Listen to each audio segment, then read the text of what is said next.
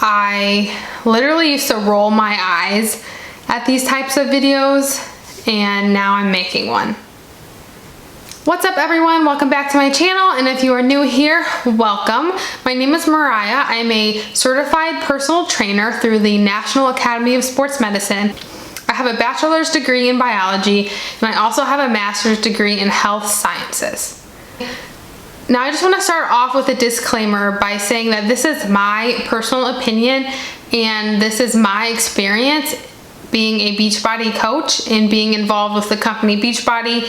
Everything I say in this video is just my personal opinion, things that I've noticed. This is not in any way talking bad about any other Beachbody coaches. I also want to start out this video by saying I'm going to link some channels in my description box of other people that have talked about their quitting journey, and also they have some MLM related content that you might find interesting, and their content kind of opened my eyes to what's really going on. Now I'm going to break down this video into 6 different categories. I'm going to talk about how I even found Beachbody, what I liked about Beachbody, what I didn't really like about Beachbody, what I've noticed since I've stopped being a Beachbody coach, and then just some general things that I've noticed about MLMs in general, and kind of talking about if I think that MLMs can be good for some people or if they can't be. So basically some tips on if you should join an MLM or a multi-level marketing company. Now I first started Beachbody coaching in 2016, so I first kind of had a love of fitness around 2012. So my first year of college was 2011. I went to a college far away from my hometown, and I was paired up with a random roommate. So I actually didn't get along with my roommate.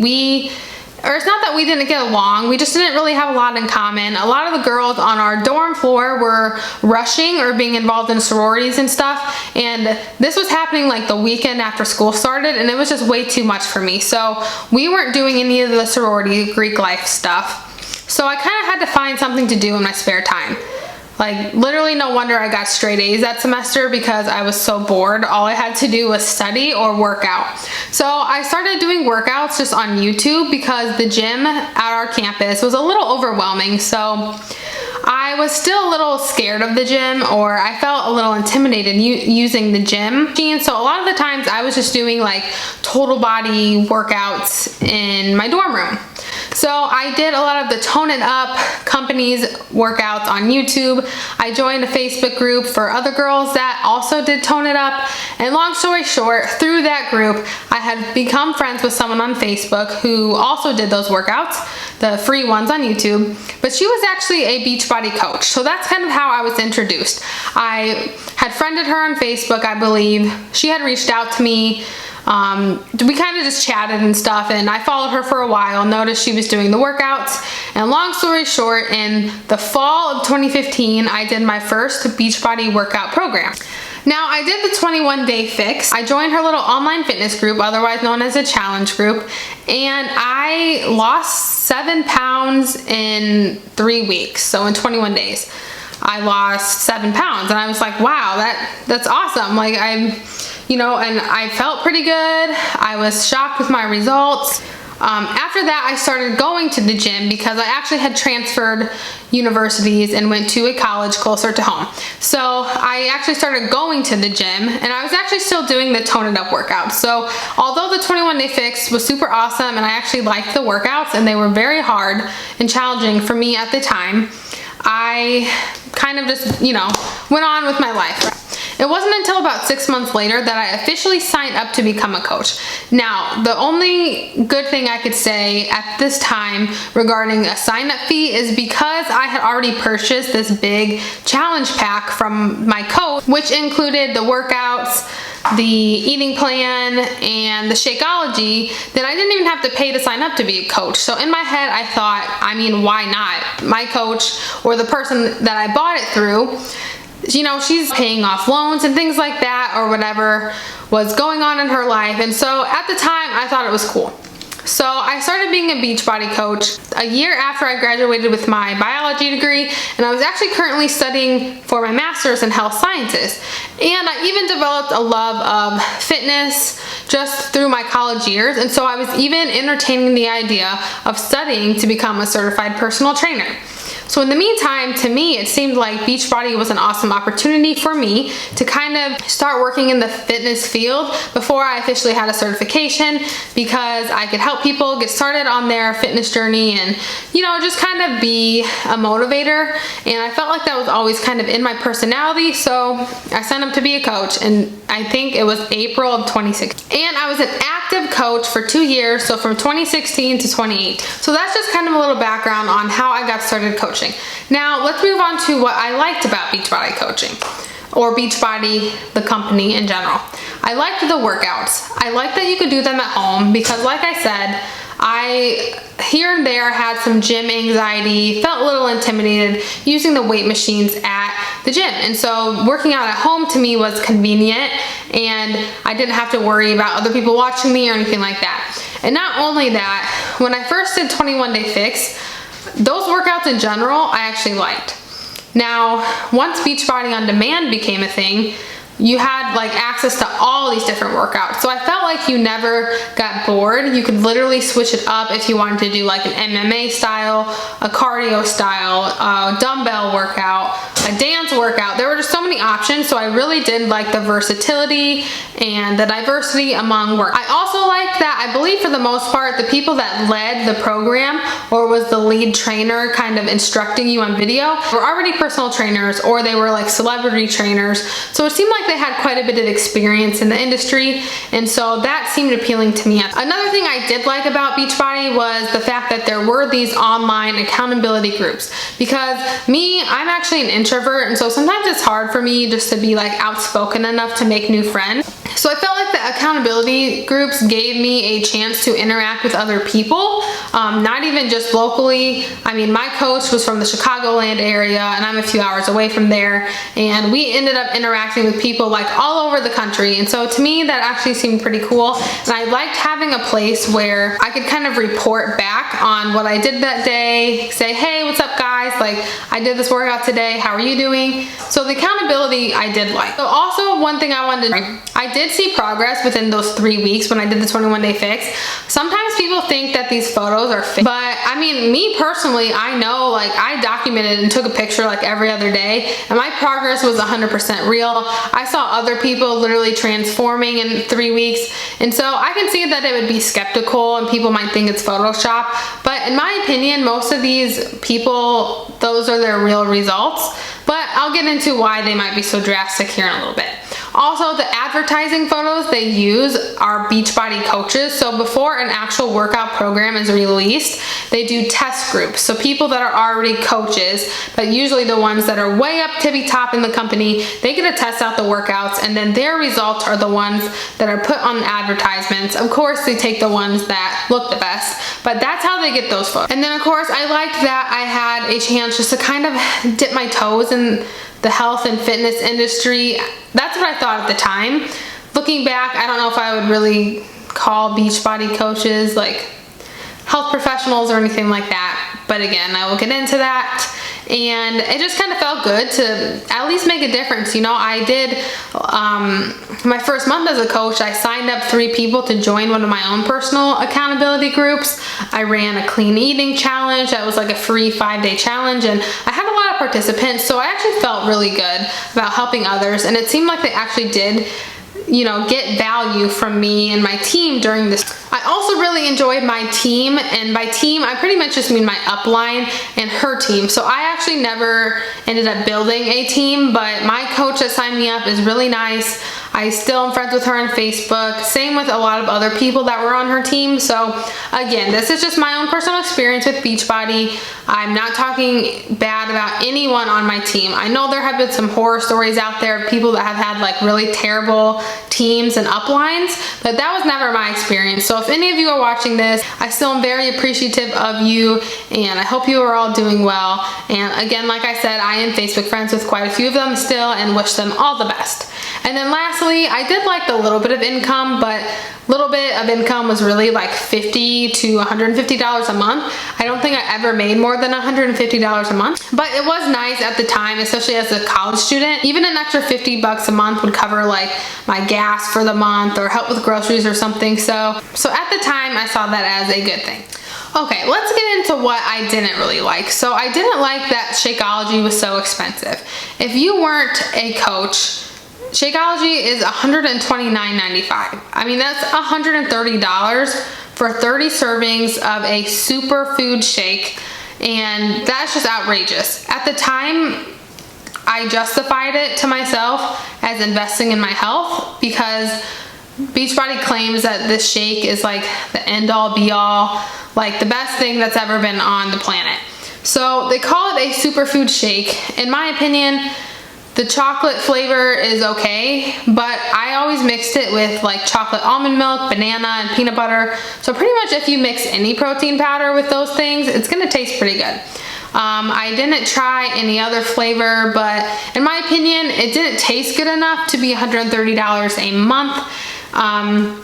If you were a coach, the price was only $99. Yeah, it was cheaper, but at the same time, as a coach, you have to pay a $15 a month fee for your website to be maintained. So really, you're only getting a $15 discount each month on the price of the product.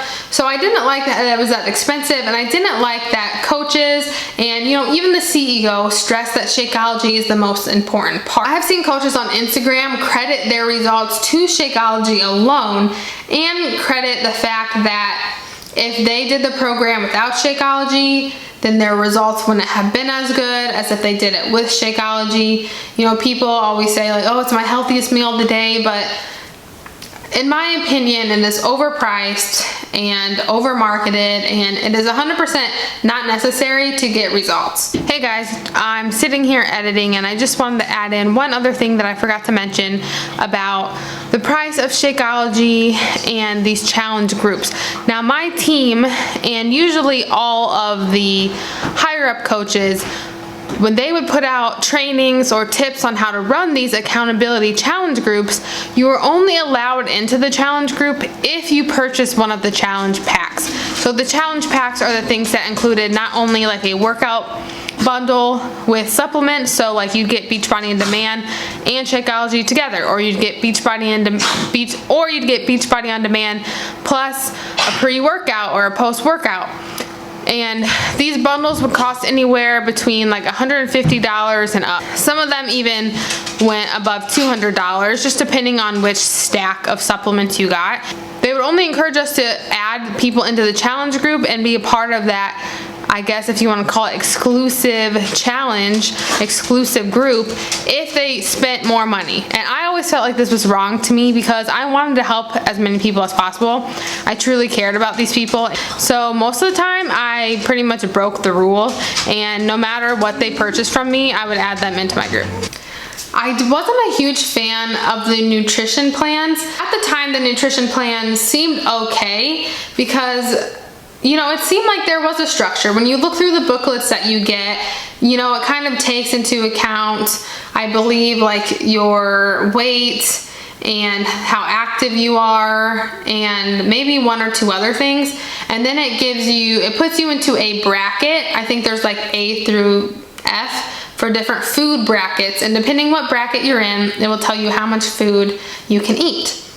So for me and my weight personally, I always fell into the very lowest category. And when you look at that category, it says the amount of calories is 1,200 to 1,500 calories a day. When you do the calculation, usually it calculates your maintenance calories. So that would be how much food you have to eat to maintain your weight, and then you would subtract 750, and then that would put you into the bracket. Now, in my understanding, that's telling you, okay, here's my maintenance calories, so say 2,000 calories, subtract 750, and now I'm at 1,250. So that would be my weight loss goal.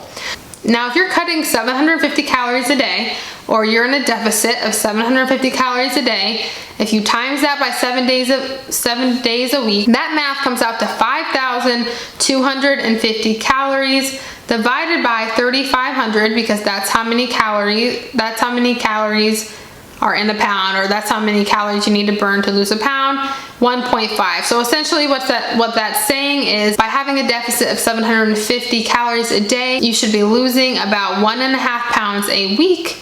So overall, you know, that's not too unhealthy, especially because usually 1 to 2 pounds a week is a pretty good average. However, that really depends on the person. You know, me losing 2 pounds a week might be a little too drastic for me. If someone weighs 200 pounds, then 2 pounds a week would be really good for them. So I think it just kind of depends. However, what I'm trying to say is, even that lowest calorie bracket, if you want to lose weight, I mean, 1,200 calories is pretty low. 1,200 calories is just pretty low, in my opinion. They do say that if you ever feel too hungry, to just add in an extra serving of vegetables. Experience, I never felt like too hungry when I did the 21-day fix, but I felt there were some days that I kind of wanted more food. I wanted like different food options. The other problem with the eating plan is they're very strict to the fact that you really are not supposed to deviate from the food list. So you have a food list, each broken down into categories. Basically, in my bracket, I always got 2 yellows a day. So 2 yellow containers, which also meant carbs. So I believe the serving comes around to, like, I want to say maybe it's a half cup for a carb. So like a half cup of rice and a half cup of potatoes or something. And that was supposed to be the only carbs I had all day. So if I had a piece of bread, that also counted as 1 serving, and I could only have 2 all day. Right now, with what I'm doing, when I'm counting macros, I mean, I have 2 pieces of bread just for breakfast. So on the 21-day fix, I wouldn't be able to have anything else for the rest of the day, including rice, tortillas, potatoes, corn, chocolate. I wouldn't have been able to have that on the weight loss plan that I fell into. So what I'm saying is that I feel like the plans are a little too restrictive and kind of could inhibit someone to maybe just be very, very like picky when it comes to their food, or also make them guilty. Because if you had, for instance, like a piece of chocolate, then if you want to have a glass of wine at dinner, well, then you can only have 1 other carb serving. So if I had a slice of toast at breakfast, then I could have a glass of wine at night, and then everything else had to come from all the other categories, the protein, whatever. So really, I just feel like now, realizing with counting macros and how my food is distributed throughout the day, I don't know if I could ever go back to that type of plan. And I do wonder if that's why some of these results are so drastic, because people are actually under eating. Okay, let's talk a little bit about the business side of coaching, things that I didn't like. Now, I didn't really like the whole system that you were supposed to follow. So for one, you were supposed to post to your social media pages 3 to 5 times a day. I mean, now I maybe post to my Facebook page once a week, maybe twice a week at the most, but they wanted us to post 3 to 5 times a day, and each time it was supposed to be like a different category. So one time it could be about your workout for the day, one time it could be about Shakeology, one time it could be about something completely random. So I found myself trying to just come up with all these things to post, even though they were like irrelevant, and people probably didn't care. Like, oh, I am such a sunny day outside, hope you all are having a great day. You know, just random things like that, where they want you to share about your life so people can get to know you. I didn't really like that you were supposed to just message strangers on the internet. You know, they wanted you to build these relationships and friendships with strangers on the internet, and they always said never just message someone and ask them to join your group. They want you to message them and say, hey, how's it going? Or, hey, I noticed your post about this. Can you tell me some more about that? Basically, message someone to form a bond, form a relationship, and then maybe a week later invite them to your challenge group, or invite them to the coaching opportunity, something like that. And it always just felt wrong to me. Even with people that were closest to me, it just felt wrong to just reach out to someone knowing that in a week or 2 or 3, I was going to be asking them to buy something from me. So just a fair warning, in case you know anyone and they message you, hey girl, what's up? They're probably gonna ask you to buy something. And then additionally, I didn't like that we kind of had to keep track of how many people we were inviting. Not only did they want us to write down the names of every single person we messaged that day, but then we would also have little challenges where we could win prizes for inviting the most people that week. And sometimes it would be like 10 a day would be what we would have to strive for. So you're inviting 70 people a week, and it was just, I hated it. It gave me anxiety, and you know, it's pretty much just a copy-paste script. You literally are given a script to invite people to either the coaching opportunity or to your workout group, but you're supposed to tweak it just a little bit so it sounds personalized. And it just always felt wrong to me. So towards the end of my coaching journey, I decided not to actually message people. I only invited people like through a Facebook post. Like, okay, if you're interested, reach out to me, or drop an emoji or something like that. So towards the end, I did stop messaging people, but I still felt like it was something that was very encouraged. Regarding inviting, I didn't like the fact that we were always told that no means not right now. So if someone said no, we would mark down no, and then probably a month later, we were supposed to go back to that person and invite them again, because no just means no right now. To me, looking back, I see how this is kind of problematic. If someone says no, they mean no. They don't want to keep being bothered and ask the same question over and over again. However, coaches will use the excuse that, you know, it takes 7 times before someone says yes. Now let's talk a little bit about commission. I didn't like that we only got 25% commission. Building a team was never really my top priority. Like, I always just liked the health and fitness, workout, accountability group side of it, and I actually enjoyed that. So my main target was getting people to sign up for the accountability groups. And in that case, whatever they bought, I would get a 25% commission.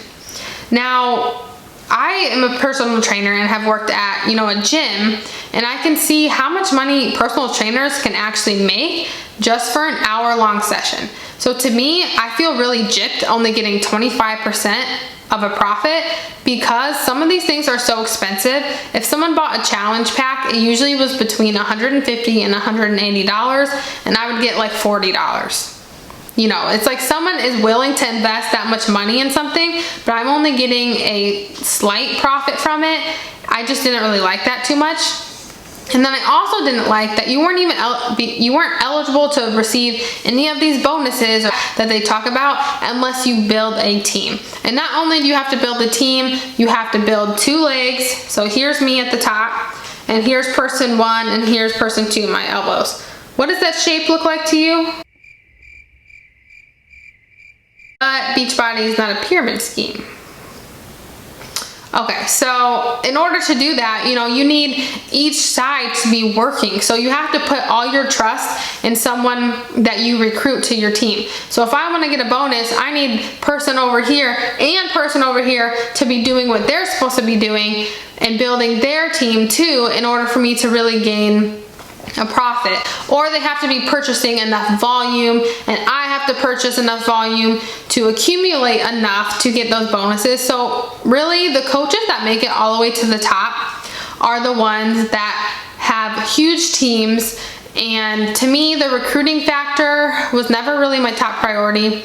It seemed actually really challenging to me, and it felt easier for me to invite people to just join a health and fitness challenge than recruit to my team.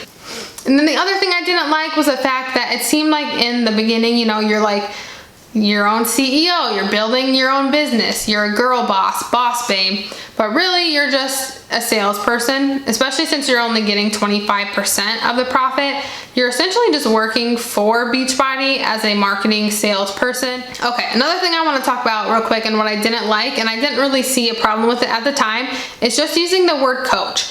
Now, a Beachbody distributor, salesperson, they are called coaches, a Beachbody coach. So a lot of these coaches will have on their Facebook page and their Instagram bio that they are an online health and fitness coach.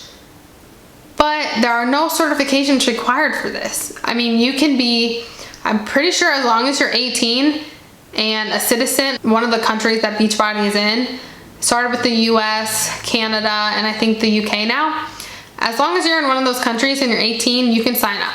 There's nothing required, no degrees, no certifications, nothing. So anyone can be a coach. So this is where it gets very controversial, in my opinion, where someone shouldn't be giving you a diet plan if they are not a registered dietitian or a licensed physician. If they signed up to be a Beachbody coach, they shouldn't be making a meal plan for you. And I didn't really know that that was wrong and that that was out of a scope of practice until pretty much I quit Beachbody and became a certified personal trainer. So it's easy to draw people into these groups when someone looks fit. You know, I hate to say it, but if someone's like good looking, they're fit, they're an online health and fitness coach, it sounds awesome. Like, why wouldn't you take that opportunity when someone is claiming to be a health and fitness coach? But just because you signed up and paid a fee to join Beachbody, you are not a coach. So I don't like that term anymore. I didn't see anything wrong with it at the time. So just little things like that kind of made me realize that, you know, maybe Beachbody wasn't for me. Like I said, I was studying for my certification for personal training. I was doing my master's studies for health sciences. I just felt like I wasn't, you know, doing a good service to people when I was just saying like, hey, go get Beachbody on demand and do these workouts. Now again, the workouts were probably my favorite part of the plan, but you don't need Beachbody to be successful. You don't need the meal plans. You definitely don't need Shakeology. And to be honest, you don't need the workout. If you want to lose weight, it comes down to literally the old-fashioned rule. As long as you don't have a certain health condition or something else that might make it hard for you to lose weight, maybe a thyroid condition, calories in versus calories out is how you lose weight. Diets like keto, intermittent fasting, low carb, a lot of these diets work because you are eating less food.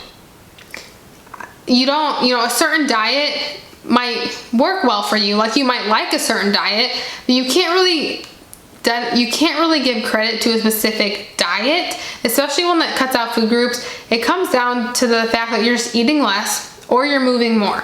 So you need to be in a calorie deficit to lose weight. You can either get that deficit by exercising or cutting calories, one or the other. I currently track macros, so not only am I getting into a good calorie range for the day, I'm making sure that my meals are balanced and a good mix of carbs, fats, and proteins. And I know me personally, I need my carbs to work out, especially because I try to lift as heavy as I can in the gym. So as much as I did like the workouts, it just wasn't worth it to me to spend $100 a month on Shakeology. Another thing I didn't like is that coaches make it seem so easy. I guarantee you, if you're watching this, you follow at least one Beachbody coach online, and they make it seem so easy. They say things like, oh, I can make money from my phone. Even when you sign up in the beginning, oh, it only takes maybe 15 to 30 minutes a day. You know, I just find my little pockets of time throughout the day, and I get it in when I can. However, even when you do that, and I did that, you know, I would not really get people signing up, and then it would be my fault because I'm not inviting enough people.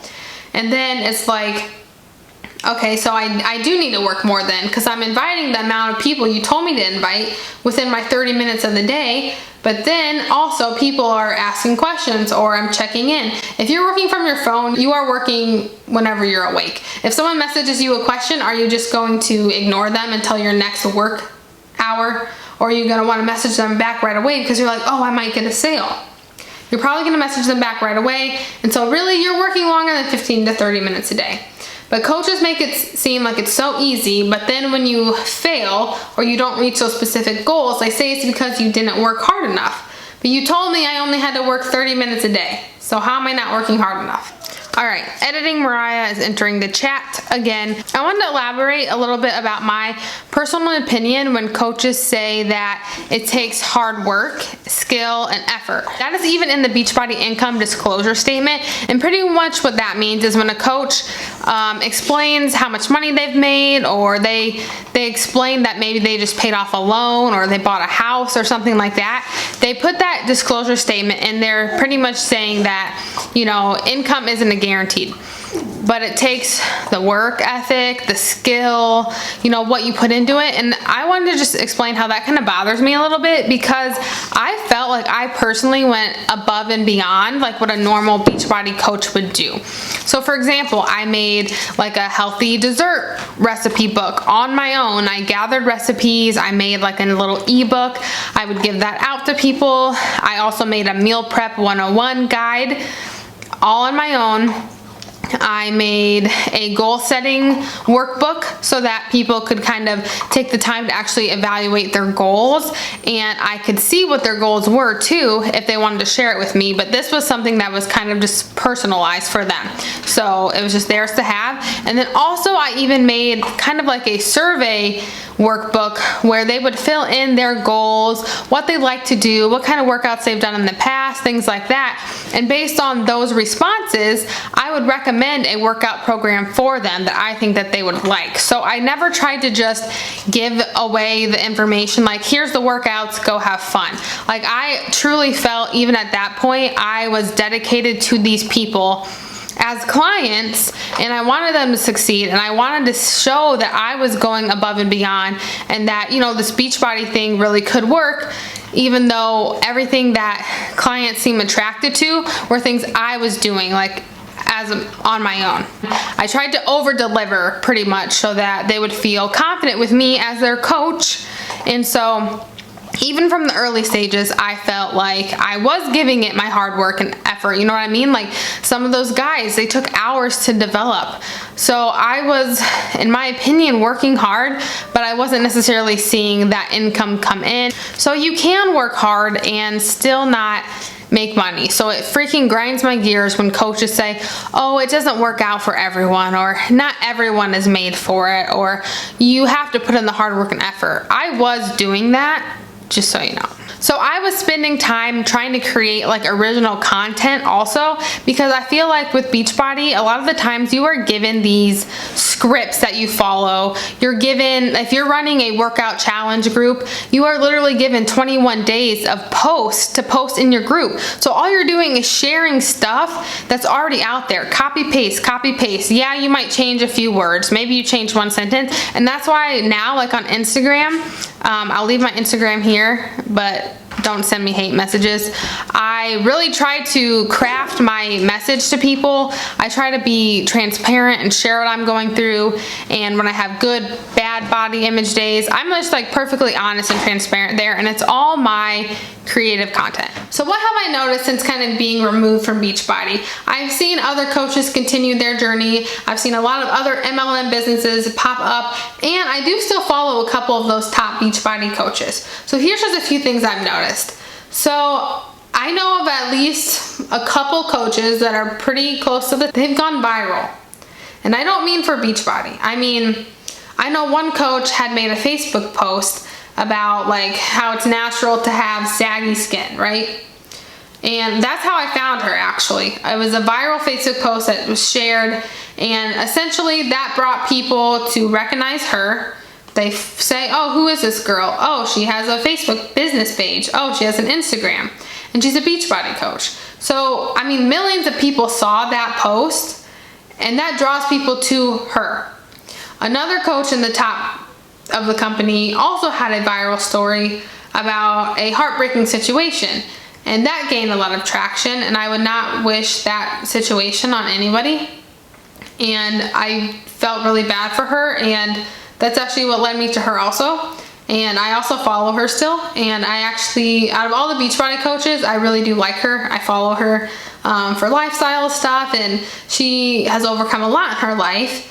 But she did have these thousands of people come to her page because of a viral post. So it seems like sometimes it does just come down to luck, or if you've been in the company for so long. Yeah, if you've been doing this for 10 years, it's easy to tell a newcomer you just have to work for it. Yeah, but you know, we as a society kind of want things now. If we want to see that product returned to us quick. So it is hard for some people to do this same thing for 10 years before they reach the top. You know, I'm not going to earn $1 million. It's just not going to happen for me. The market, to me, is oversaturated now. They say that it's not, but it is. I mean, everyone and their mom is like a distributor for Arbonne or Monate or It Works, you know. And so you want that lifestyle, you want what they have, but it's not easy. And with the amount of work that it would take to get to the top, I could be putting my time into my continuing education for my personal training certification. I could be serving my own personal clients where I could get 100% of that revenue, not just 25%. So yeah, you kind of have to pick and choose. And I'm sure some people are going to comment on this video and say, you just didn't work hard enough. Well, what is your definition of working hard? Another thing I've noticed is that coaches seem to shame people, or coaches seem to subconsciously shame people that go to the gym. And I'm guilty of this. I used to say it all the time. Oh, I pay only $100 a year for all my workouts. I don't pay $60 a month to go to the gym. Stuff like that, you know what I mean? Like, if you truly cared about health and fitness, you would care that anyone is trying to better themselves no matter how they're doing it. If they're going to classes, if they're going to the gym, that should make you happy, and you should not shame them into having to work out at home because it's more convenient. Maybe it's not more convenient for them. Maybe they have 5 kids and they use going to the gym as their escape for the day, you know? Maybe their home life isn't that great and they just want to go to the gym. Or maybe they just like going to the gym to use more equipment. I mean, that's why I go. Especially during 2020, I have noticed more so than ever, Beachbody coaches trying to recruit people during the pandemic, or making comments about, oh, I'm so glad I can work from home. Don't you want to work from home? You know, or something like, I'm so glad that I have this flexible job that I never had to get laid off from. I can still work from home and still bring in money for my family during the pandemic. You should totally join me. Now's the perfect time. It's like, we are in a pandemic and you're trying to convince someone to join, to pay money to join your team when some people are just struggling to get by. And this is not a Beachbody specific thing. This is an MLM thing. But the fact that Beachbody tries to credit themselves with helping people not get coronavirus. I mean, come on, people. We're in a global pandemic. I'm a public health professional and I know how to limit contact with people. I know what steps to take to make sure that I'm as safe as can be. And this is not the time to be saying your company is so great at achieving these things. Coming straight from the CEO himself, talking about the reality and the fear of COVID-19. He's more proud than ever that the trainers, coaches, and customers are promoting healthy lifestyles. Yeah, so he agrees that avoiding contact is an important defense to coronavirus. But he says building and reinforcing your health and immune system is also an important defense. Unknowingly, our business model, people helping people right from home, and our product offering of in-home fitness and healthy nutrition has turned us into an important resource during this acute situation. Calling all heroes, let's get to work. Like, are you serious? A Beachbody coach that just paid a startup fee to join is not a hero. The frontline professionals are heroes. The EMTs, the police officers, the firefighters, the nurses, the doctors, the hospital workers, the essential workers that are still picking up your garbage every week, the essential workers doing construction, plumbers, anyone that's been working, you guys are the heroes. Not someone that is sharing workouts and trying to get you to sign up through them right now that you're stuck at home because you're social distancing. Don't use the global pandemic to further your agenda and say that your company is so great and that your products are building a healthy immune system to fight off coronavirus. Like, that irritates me too. And people are definitely coming for him in the comments too. Like, it's just annoying to me. And again, just another example of like the sketchy marketing, trying to make it seem like Beachbody is the best company out there and that, you know, oh, in-home fitness, oh, you're stuck at home anyway, well, come sign up for my workout program. Like, people are probably already struggling with their finances right now, especially if they've been laid off, if they've been let go, if their job and their business just closed. You know, people are struggling. They don't need to be paying money when there are free workouts out there. You can go and find healthy food at the grocery store right now and not be spending hundreds of dollars on a shake to last you 30 days. You know, people are trying to feed their families and you're trying to take advantage of them. That's just my little rant. So yeah, along with that shaming, you know, we would be kind of encouraged to make posts like, oh, you can afford that $5 Starbucks drink each morning, but you supposedly can't afford Shakeology. Like, stop telling people how to spend their money. They work hard for it. If I want a dang coffee, I'm getting a coffee. Lastly, when it comes to recruiting, I've even seen a coach say they had no money. They put their sign-up fee on a credit card because they knew they needed the opportunity. I don't think you should be encouraging people to sign up using a credit card and go in debt just to join your team. That's my personal opinion. Another thing that I found a little sketchy is just the fact that there are so many different things coming out all the time that you were supposed to do. So not only were you supposed to try each new workout program when it came out, because you have to be a product of the product to be successful, and if you want people to join you, you have to show them that it works. So a new product, a new workout program is coming out every 3 months, and so in the beginning, I'd be like, cool, it's added to my library. Yeah, I'm gonna do that workout. But then they switched to early access. Then they switched to, oh, if you want to just start it, if you want to try this program right when it comes out, you have to pay an extra, I don't know, $50 to get it early. So essentially, coaches are Beachbody's #1 customer. I mean, they're the ones that are buying most of the products because they want to keep up. They want to keep up with what's new so they can answer questions to their clients. Then they want you to attend all these different things. They want you to do personal development, which kind of just means that could be doing affirmations, listening to a motivational podcast, reading scripture, just something that's supposed to be developing you personally, make you stronger, get you motivated, get you pumped, give you some advice. Personal development was supposed to be one of the #1 things you're supposed to do, and a lot of the times, if you weren't successful, they would say, well, did you do your personal development? How is reading John 3:16 going to help me sell to more people? And I don't mean that in any harm against Christians or anything like that. I mean, I grew up reading the Bible, so that's just the first number that came to mind. I'm just saying, you know, how is that a #1 factor to my success? It's really about action, not just reading something. And then also when they have their events like weekly coaching calls, I forget what it's called, but like every Monday morning, someone from Team Beachbody's like official team would give like a virtual chat. What is that called? National Wake Up Call. And you're supposed to jump on that. And if you don't, then it's like, oh, make sure you listen to it. And then there's Summit, which is an event every summer, I believe, where you're supposed to go and you do, basically it's like a conference for Beachbody, and they say, you know, if you want to be successful, make Summit a priority. But why is spending more money gonna make me more successful? All right, lastly, should you join an MLM? So like I've said, I did have a positive experience with Beachbody, but looking back, there were so many things that were wrong, and there are so many things that I wouldn't encourage.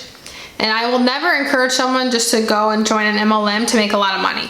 There are a couple things you need to think about.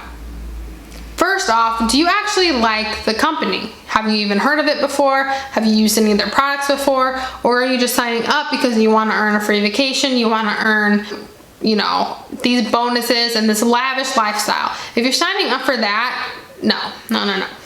If you truly have used products from these companies and you like them so much that you are buying them every month, then okay, maybe you could sign up just to get your discount, but that would be up to you.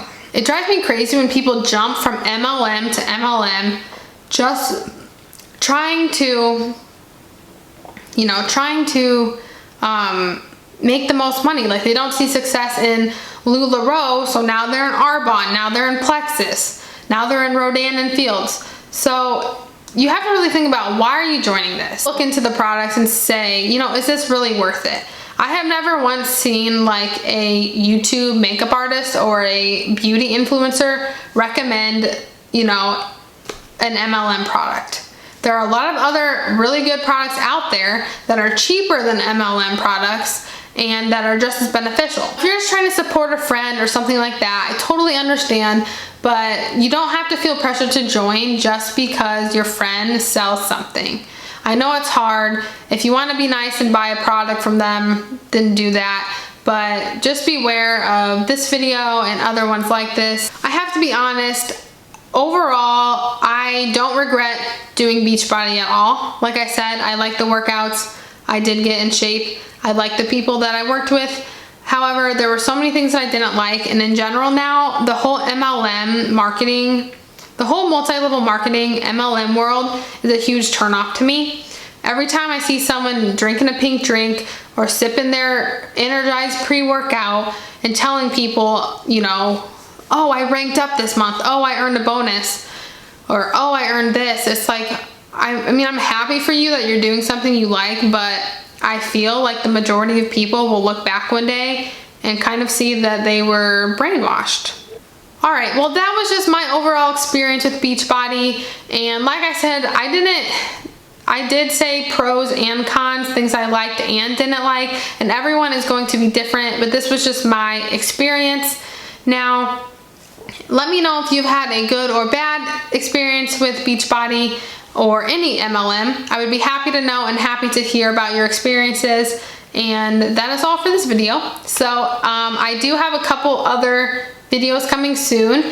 I got an idea from Deanna Mims, I think is her name. She was a Beachbody coach, and she did a video about reacting to her old post. And so I do want to do that soon. So I'm going to do that a couple videos from now. Well, that's it for today's video. Make sure you subscribe if you haven't already. And if you like this video, give it a thumbs up. And I will see you in my next one. Bye.